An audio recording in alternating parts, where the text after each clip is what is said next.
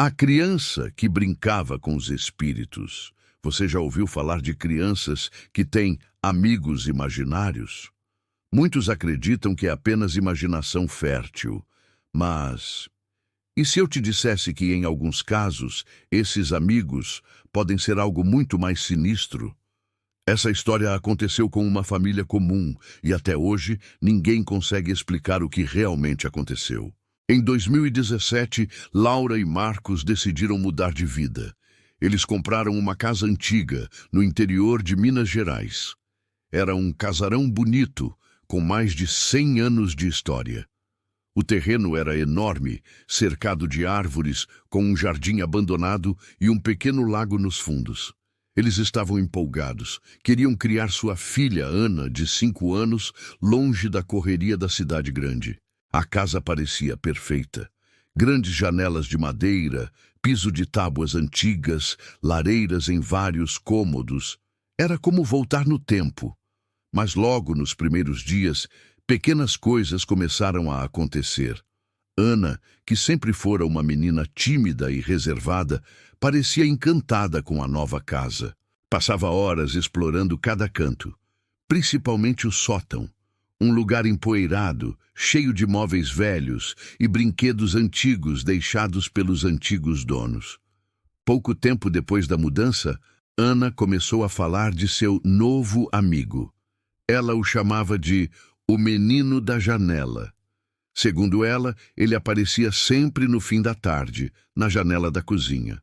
Usava roupas velhas, sujas e às vezes parecia triste. Ana dizia que ele queria brincar e pedia para que ela nunca deixasse ele sozinho. No começo, Laura e Marcos acharam que era apenas imaginação. Eles até achavam engraçado. Ana conversava sozinha, arrumava espaço na cama para ele, dividia lanches e até desenhava o menino, sempre com o rosto meio borrado, como se ela não conseguisse desenhar direito seus olhos. Mas com o passar dos dias, as brincadeiras começaram a ficar perturbadoras. Uma tarde, Laura chamou Ana para lanchar, mas a menina se recusou a sair do quarto. Quando Laura insistiu, Ana gritou: "Eu não posso deixar ele sozinho. Se eu sair, ele fica bravo." Mais tarde naquela noite, enquanto guardava roupas no armário de Ana, Laura percebeu algo estranho. Atrás da porta havia várias marcas de unhas, como se alguém ou algo tivesse arranhado a madeira. As marcas estavam na altura de uma criança. Laura sentiu um arrepio, mas tentou racionalizar. Talvez Ana tivesse feito aquilo brincando. No entanto, quando perguntou para a filha no dia seguinte, Ana respondeu com um sussurro assustado: "Eu não. Foi ele. Ele fica bravo quando você não acredita nele." A partir daí, os eventos estranhos só aumentaram. Objetos desapareciam e reapareciam em lugares impossíveis. Portas se batiam sozinhas. Vozes, sussurros e risadas ecoavam durante a noite. Uma madrugada, Marcos acordou com o som de passos no corredor. Achando que Ana estava andando pela casa, ele levantou. Ao abrir a porta do quarto, viu uma pequena silhueta parada no fim do corredor. Era Ana, ou pelo menos ele pensou que fosse. Mas algo estava errado. A silhueta era errada. Estava imóvel, olhando diretamente para ele.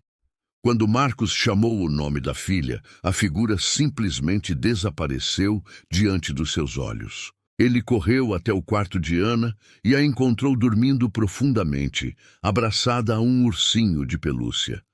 Confuso, Marcos tentou esquecer o que viu. Mas no fundo, ele sabia que havia algo terrivelmente errado naquela casa. O ponto de ruptura aconteceu algumas semanas depois. Em uma tarde chuvosa, Ana contou uma história assustadora para seus pais. Ela falou sobre um incêndio que tinha destruído parte da casa muitos anos atrás. Disse que um menino tinha ficado preso e morrido no sótão. Segundo Ana, foi o amigo da janela quem contou tudo a ela. Laura e Marcos ficaram assustados.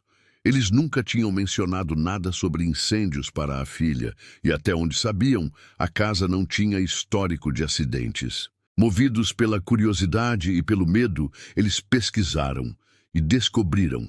Em 1954, a casa realmente sofreu um incêndio devastador. Parte do segundo andar e o sótão foram consumidos pelas chamas, e uma criança, filho dos antigos proprietários, morreu presa no incêndio. Seu nome era Tiago. Ele tinha 5 anos, a mesma idade de Ana. Depois dessa descoberta, a situação ficou insustentável. Ana começou a ter mudanças bruscas de comportamento. Alternava entre períodos de silêncio absoluto e explosões de raiva irracional. Ela chorava no meio da noite, gritava que ele não queria que eles ficassem ali. Às vezes, acordava com hematomas nos braços, como se pequenas mãos a tivessem segurado com força. Laura, desesperada, tentou procurar ajuda. Levou Ana a psicólogos, padres, benzedeiras. Nada parecia funcionar. Então, numa noite, tudo chegou ao limite. Marcos foi acordado novamente por risadas. Mas dessa vez, as risadas vinham de dentro do quarto de Ana. Ao abrir a porta, ele viu a filha parada, de frente para a parede. No quarto, fazia um frio cortante, como se a temperatura tivesse despencado de repente. Ana murmurava palavras incompreensíveis.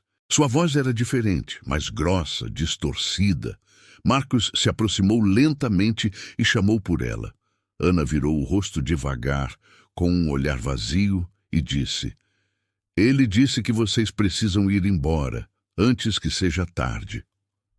Na manhã seguinte, eles decidiram abandonar a casa. Deixaram tudo para trás, mudaram-se para outra cidade e tentaram reconstruir suas vidas. Ana nunca mais mencionou o menino da janela.